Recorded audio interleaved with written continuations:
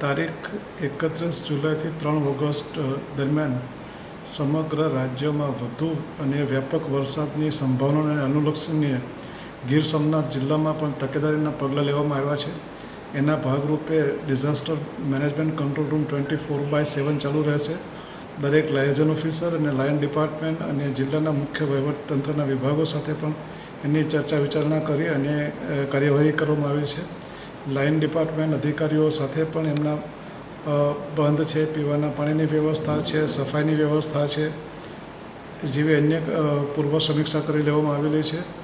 જાહેર જનતાને જણાવવામાં આવે છે કે વધુ વરસાદ અને વ્યાપક વરસાદની સંભાવનાને લક્ષમાં રાખીને જ્યારે વરસાદ વધારે પ્રમાણમાં પડે ત્યારે આપણે બહાર નહીં જવું જોઈએ. આપણા ઘરે જ રહીને અથવા તો નજીકના સગાના ત્યાં આપણે સ્થળાંતર કરી લેવું જોઈશે. સાથે સાથે આપણા ઢોર ઢાંખર અને આપણા જે પશુઓ હોય એને પણ છૂટા મૂકી દેવા જોઈશે કે જેથી કરીને એ સલામત રહી શકે. જ્યારે પાણી રોડ રસ્તા ઉપરથી, નદી નાળા ઉપરથી અને પસાર થતું હોય ત્યારે આપણે કોઈ પણ પ્રકારનું દુઃસાહસ કરી અને રસ્તા ઉપરથી પસાર નહીં થવું જોઈએ. આપણી સલામતી એ જ તંત્રનો સર્વોચ્ચ એમ છે. એટલે આપ પૂરેપૂરો સાથ સહકાર આપશો એવી આપ સૌને વિનંતી છે.